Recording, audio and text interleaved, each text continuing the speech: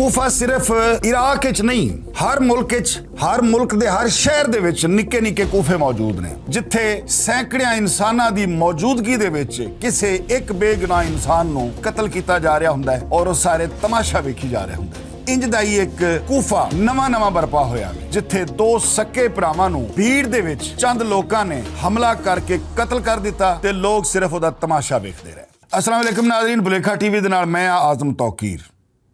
नाज़रीन, अज मेरा दिल बड़ा रंजीदा है, मैनू समझ कोई नहीं आ रही कि ये विलाग किस तरह करा, इहदा मैं स्टार्ट कित्थों लिया ते इहदा मैं एंड किवें करा। इस वास्ते कि मैं अंदरों दुखी हाँ। यकीनन मेरे वांगू तुसी भी ये वीडियोज़ वेख के, ये हालात वेख के तुहाडा भी दिल लहू दे अथरू रोवेगा। वाकया कुछ इंज टीवी ਦੇ ਉੱਤੇ ਸੋਸ਼ਲ ਮੀਡੀਆ ਦੇ ਉੱਤੇ ਤੁਸੀਂ ਕੁਝ ਵੀਡੀਓਜ਼ ਵੇਖੀਆਂ ਨੇ ਕਿ ਦੋ ਭਰਾਵਾਂ ਨੂੰ ਡੰਡਿਆਂ ਨਾਲ ਤੇ ਸੋਟਿਆਂ ਨਾਲ ਤੇ ਬੱਲਿਆਂ ਨਾਲ ਕਤਲ ਕੀਤਾ ਗਿਆ। ਲੇਕਿਨ क्या ਇਹ ਦੋ ਇਨਸਾਨਾਂ ਦਾ ਕਤਲ ਹੈ? ਇਹ ਦੋ ਇਨਸਾਨਾਂ ਦਾ ਕਤਲ ਨਹੀਂ, ਇਹ ਪੂਰੇ ਮੁਆਸ਼ਰੇ ਦਾ ਕਤਲ ਹੈ। ਹੁਣ ਅਸੀਂ ਆਉਂਦੇ ਹਾਂ, ਪਹਿਲੇ ਤੁਹਾਡੇ ਵਾਕਿਆ ਸੁਣਾਉਂਦੇ ਹਾਂ ਕਿ ਵਾਕਿਆ ਹੋਇਆ ਕੀ ਹੈ ਔਰ ਇਹਦੇ ਪਿੱਛੇ ਮੁਹਰਕਾਤ ਕੀ ਨੇ ਔਰ ਉਹਨਾਂ ਦੋਵਾਂ ਭਰਾਵਾਂ ਨੂੰ ਮਾਰਨ ਤੋਂ ਬਾਅਦ ਕੀ ਹੋਇਆ, ਹਸਪਤਾਲ ਵਿੱਚ ਕੀ ਹੋਇਆ, ਦੂਜੇ ਹਸਪਤਾਲ ਵਿੱਚ ਕੀ ਹੋਇਆ, पुलिस ने की रोल अदा किया। नाज़रीन, रत्ती पिंडी एक पिंड है जिला कसूर, उत्थों का एक रिहायशी है सईद म्यू। सईद म्यू जिहड़ा हैगा ओहदी कोट लखपत लाहौर दे मुनीर चौक दे विच दुध दी दुकान है। दो ओहदे पुत्तर जिन्हां विच एक दा नाम वाजिद ते एक दा नाम राशिद, वो भी दोवें अपने प्यो नाल रल के मेहनत मजदूरी करते हैं ते अपने बच्चे पाल रहे हैं।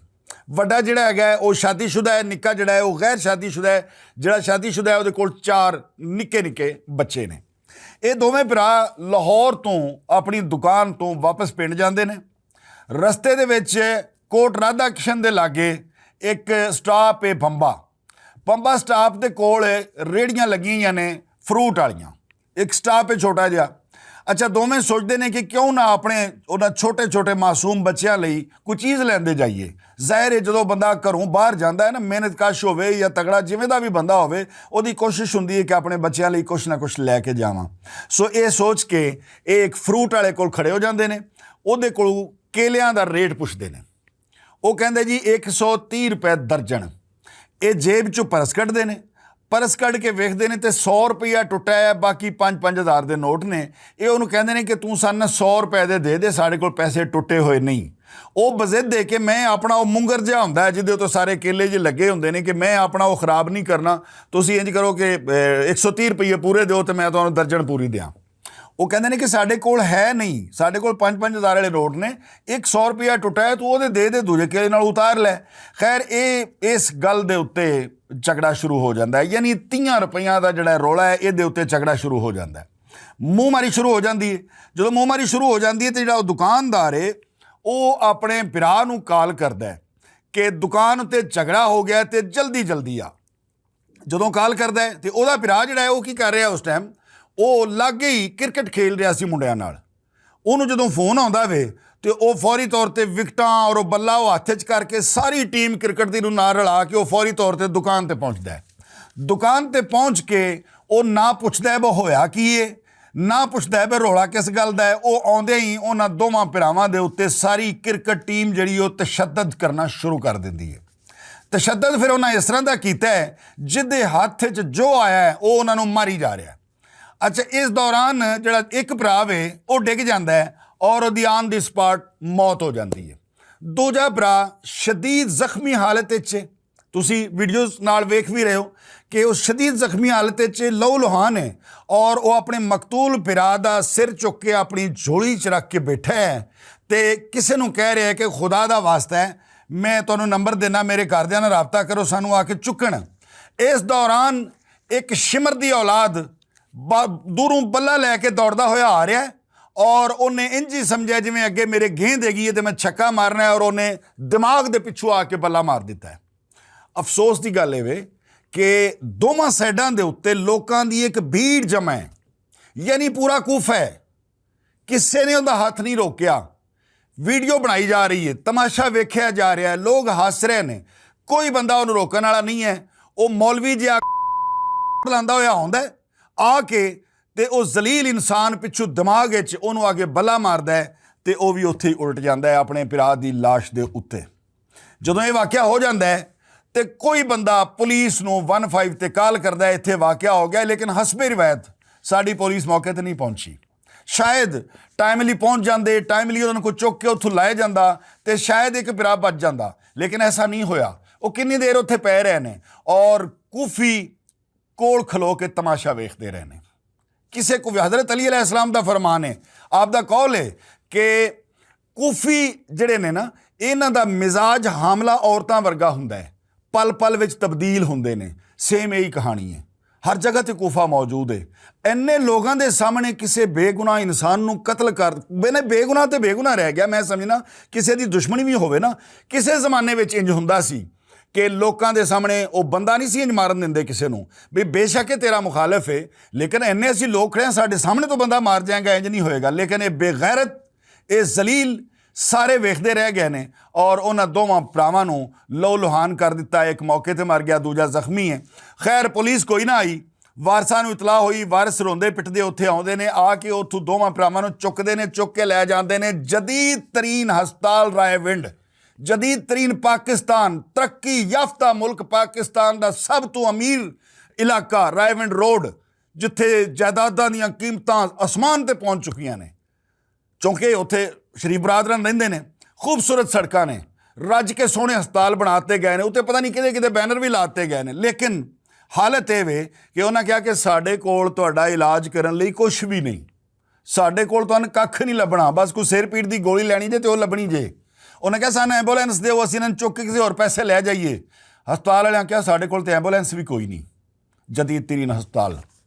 ਮਰੀਮ ਨਵਾਜ਼ ਸਾਹਿਬਾ, ਯਕੀਨਨ ਇਹ ਤੁਹਾਡੀ ਕਾਰਕਰਦਗੀ ਉੱਤੇ ਸਵਾਲੀਆ ਨਿਸ਼ਾਨ ਹੈ ਕਿ ਹਸਪਤਾਲਾਂ ਦੇ ਨਾਂ ਤਬਦੀਲ ਹੋ ਗਏ ਨੇ, ਹਸਪਤਾਲਾਂ 'ਚ ਕੁਛ ਵੀ ਨਹੀਂ, ਨਾ ਡਾਕਟਰ ਹੈ, ਨਾ ਗੋਲੀ ਹੈ, ਨਾ ਟੀਕਾ ਹੈ, ਨਾ ਐਂਬੂਲੈਂਸ ਹੈ। ਖੈਰ ਉਹ ਰੋਂਦਿਆਂ ਪਿੱਟਦਿਆਂ ਉਹਦੇ ਵਾਰਸਾਂ ਨੇ ਉਹਨਾਂ ਦੋਵਾਂ ਵਿਚਾਰਿਆਂ ਨੂੰ ਉੱਥੋਂ ਫਿਰ ਚੁੱਕਿਆ, ਪ੍ਰਾਈਵੇਟ ਗੱਡੀ ਕਰਾ ਕੇ ਉਹ ਜਨਰਲ ਹਸਪਤਾਲ ਲੈ ਜਾਂਦੇ ਨੇ। ਜਦੋਂ ਜਨਰਲ ਹਸਪਤਾਲ ਲੈ ਜਾਂਦੇ ਨੇ ਤੇ ਡਾਕਟਰਾਂ ਨੇ ਚੈੱਕ ਕੀਤਾ ਕਿ ਇੱਕ ਭਰਾ ਤਾਂ ਕਾਫੀ ਦੇਰ ਪਹਿਲੇ ਦਾ ਫੌਤ ਹੋ ਚੁੱਕਿਆ ਹੈ, ਦੂਜਾ ਜਿਹੜਾ ਉਹ ਕੋਮੇ 'ਚ, ਉਹਦਾ ਇਲਾਜ ਸ਼ੁਰੂ ਹੋ ਜਾਂਦਾ। ਲੇਕਿਨ ਡਾਕਟਰਾਂ ਜਾਂਦੇ ਹੀ ਦੱਸ ਦਿੱਤਾ ਕਿ ਇਹਦੇ ਬਚਣ ਦੀ ਵੀ ਉਮੀਦ ਕੋਈ ਨਹੀਂ, ਇਹ ਹੀ ਸਮਝੋ ਕਿ ਇਹ ਵੀ ਡੈੱਡ ਹੋ ਚੁੱਕਿਆ। ਔਰ ਉਹੀ ਹੋਇਆ। ਕੁਛ ਦੇਰ ਬਾਅਦ ਵੱਡਾ ਭਰਾ ਜਿਹਦੇ 4 ਬੱਚੇ ਨੇ, ਛੋਟੇ ਛੋਟੇ ਮਾਸੂਮ, ਜਿਹੜੇ ਉਹਦਾ ਰਸਤਾ ਵੇਖ ਰਹੇ ਸਨ ਆਪਣੇ ਪਿਓ ਦਾ ਕਿ ਸਾਡਾ ਪਿਓ ਆ ਰਿਹਾ, ਸਾਡੇ ਲਈ ਕੁਛ ਲੈ ਕੇ ਆਏਗਾ। ਯਕੀਨ ਕਰੋ ਕਿ ਮੇਰੀ ਆਵਾਜ਼ ਭਰਾ ਗਈ, ਮੇਰੇ ਕੋਲੋਂ ਬੋਲਿਆ ਨਹੀਂ ਜਾ ਰਿਹਾ। ਮੈਂ ਬੜਾ ਔਖਾ ਹੋ ਕੇ ਅੱਜ ਦਾ ਇਹ ਵਿਲਾਗ ਕਰ ਰਿਹਾ ਵਾਂ ਕਿ ਇੰਜ ਵੀ ਹੁੰਦਾ ਵੇ, ਇੱਕ ਜਿਉਂਦਾ ਜਾਗਦਾ ਇਨਸਾਨ ਹੱਸਦਾ ਖੇਡਦਾ ਆਪਣੇ ਕਾਰੋਬਾਰ ਤੋਂ ਘਰ ਵਾਪਸ ਜਾ ਰਿਹਾ ਹੈ, ਉਹਨੂੰ 30 ਰੁਪਈਆਂ ਵਾਸਤੇ ਕਤਲ ਕਰ ਦਿੱਤਾ ਗਿਆ। ਖੈਰ ਦੂਜਾ ਭਰਾ ਜਿਹੜਾ ਹੈਗਾ ਉਹ ਵੀ ਜਨਰਲ ਹਸਪਤਾਲ ਦੇ ਵਿੱਚ ਸ਼ਹੀਦ ਹੋ ਜਾਂਦਾ ਹੈ। ਇਹ ਪਹਿਲਾ ਵਾਕਿਆ ਨਹੀਂ ਹੈ।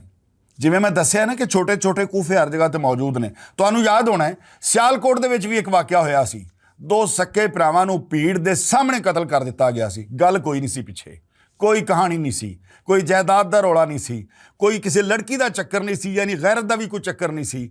ਖਾਮਖਾ ਉਹਨਾਂ ਦੋਵਾਂ ਭਰਾਵਾਂ ਨੂੰ ਸ਼ਹੀਦ ਕਰ ਦਿੱਤਾ ਗਿਆ। ਇੰਜ ਹੀ ਅੱਜ 2 ਭਰਾਵਾਂ ਨੂੰ ਜ਼ਿਲ੍ਹਾ ਕਸੂਰ ਦੇ ਵਿੱਚ ਬੇਗੁਨਾਹਾਂ ਨੂੰ ਸ਼ਹੀਦ ਕਰ ਦਿੱਤਾ ਗਿਆ ਔਰ ਕੂਫਾ ਮਿਜ਼ਾਜ ਲੋਕ ਕੋਲ ਖਲੋ ਕੇ ਸਿਰਫ ਵੇਖਦੇ ਰਹਿ ਗਏ ਨੇ। ਇਹ ਦੋਵੇਂ ਭਰਾ ਤੇ ਸ਼ਹੀਦ ਹੋ ਗਏ। ਇਹਨਾਂ ਦਾ ਪਿਓ ਸਈਦ ਮਿਊ, ਜਿਹੜਾ ਕਿ ਦਿਲ ਦਾ ਮਰੀਜ਼ ਦੱਸਿਆ ਜਾਂਦਾ ਹੈ, ਔਰ ਉਹਦੇ ਮੁਨੀਰ ਚੌਕ ਜਿੱਥੇ ਉਹਦੀ ਦੁਕਾਨ ਹੈ, ਉਹ ਦੁਕਾਨਦਾਰ ਨੇ ਦੱਸਿਆ ਕਿ ਦੋਵੇਂ ਭਰਾ ਇੰਤਹਾਈ ਸ਼ਰੀਫ ਸਨ, ਕਿਸੇ ਨਾਲ ਕੋਈ ਲੜਾਈ ਨਹੀਂ, ਕੋਈ ਝਗੜਾ ਨਹੀਂ, ਬੜੇ ਮਿਲਣਸਾਰ ਹਸਮੁਖ ਜਿਹੇ ਲੋਕ ਸਨ, ਆਪਣੀ ਮਿਹਨਤ ਮਜ਼ਦੂਰੀ ਕਰਦੇ ਸਨ। ਉਹ ਪਿਓ, ਕਿਆ ਉਹ ਜਿਉਂਦਾ ਹੋਏਗਾ? ਉਹਦੀ ਪਿਓ ਦੀ ਵੀ ਮੌਤ ਵਾਕਿਆ ਹੋ ਚੁੱਕੀ ਹੈ। ਹੁਣ ਆ ਜਾ ਕੇ ਮੇਰੇ ਅੱਗੇ, ਮੇਰੇ ਸਾਹਮਣੇ ਇਸ ਟਾਈਮ ਸਿਰਫ ਇੱਕ ਇਦਾਰਾ ਐਸਾ ਹੈ ਵੇ ਜਿਨ੍ਹਾਂ ਨੂੰ ਮੈਂ ਬੇਨਤੀ ਕਰ ਸਕਣਾ, ਜਿਨ ਮੈਂ ਅਪੀਲ ਕਰ ਸਕਣਾ ਵਾਂ ਕਿ ਖੁਦਾਰਾ ਰਿਕਾਰਡ ਯਾਫਤਾ ਨੂੰ ਹੀ ਸਿਰਫ ਨਾ ਮਾਰੋ।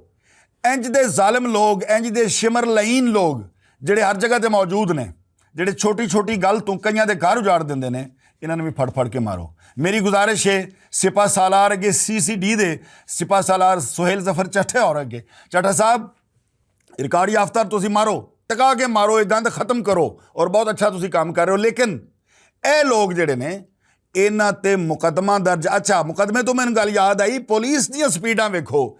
40 ਘੰਟੇ ਬਾਅਦ ਮੁਕੱਦਮਾ ਦਰਜ ਹੋਇਆ ਇਸ ਕੇਸ ਦਾ, 40 ਘੰਟੇ ਬਾਅਦ, ਦਿਨ ਦਿਹਾੜੇ ਦਾ ਵਾਕਿਆ ਹੈ, ਸੈਂਕੜਿਆਂ ਲੋਕਾਂ ਦੇ ਸਾਹਮਣੇ ਵਾਕਿਆ ਹੋਇਆ ਹੈ ਤੇ 40 ਘੰਟਿਆਂ ਬਾਅਦ ਇਹਦੀ FIR ਦਰਜ ਹੋਈ ਹੈ। ਸੁਹੇਲ ਜ਼ਫਰ ਚੱਠਾ ਸਾਹਿਬ, ਇਹਨਾਂ ਤੇ FIR ਦੀ ਕੋਈ ਲੋੜ ਨਹੀਂ ਸੀ। ਇਹਨਾਂ ਨੂੰ ਉਸੇ ਹੀ ਚੌਕ 'ਚ ਲਿਆਂਦਾ ਜਾਏ, ਐਲਾਨ ਕਰਕੇ ਉਂਝ ਹੀ ਭੀੜ ਇਕੱਠੀ ਕੀਤੀ ਜਾਏ ਔਰ ਉਸੇ ਤਰੀਕੇ ਨਾਲ ਹੀ ਇਹਨਾਂ ਨੂੰ ਵਾਸਲੇ ਜਹੰਨਮ ਕੀਤਾ ਜਾਏ, ਤਾਂ ਜੇ ਕੋਈ ਹੋਰ ਸ਼ਿਮਰ, ਕੋਈ ਹੋਰ ਯਜ਼ੀਦ ਉੱਠ ਕੇ ਇਸ ਤਰ੍ਹਾਂ ਦਾ ਵਾਕਿਆ ਨਾ ਕਰੇ ਤੇ ਜਿਹੜੇ ਉਹਦੇ ਵਰਸਾ ਨੇ ਕਮ ਅਜ਼ ਕਮ ਉਹਨਾਂ ਨੂੰ ਵੀ ਕੋਈ ਥੋੜ੍ਹਾ ਜਿਹਾ ਹੌਸਲਾ ਮਿਲੇ, ਕੋਈ ਥੋੜ੍ਹਾ ਜਿਹਾ ਉਹਨਾਂ ਦੇ ਅਥਰੂ ਪੂਜੇ ਜਾਣ। ਇਹ ਜ਼ਰੂਰ ਕਰੋ। ਜੇ ਇੰਜ ਨਾ ਕੀਤਾ ਤੇ ਇੰਜ ਦੇ ਜ਼ਾਲਮ, ਇੰਜ ਦੇ ਕੂਫਾ ਮਿਜ਼ਾਜ ਲੋਕਾਂ ਦੇ ਸਾਹਮਣੇ ਇੰਜ ਹੀ ਬੰਦੇ ਮਾਰਦੇ ਰਹਿਣਗੇ।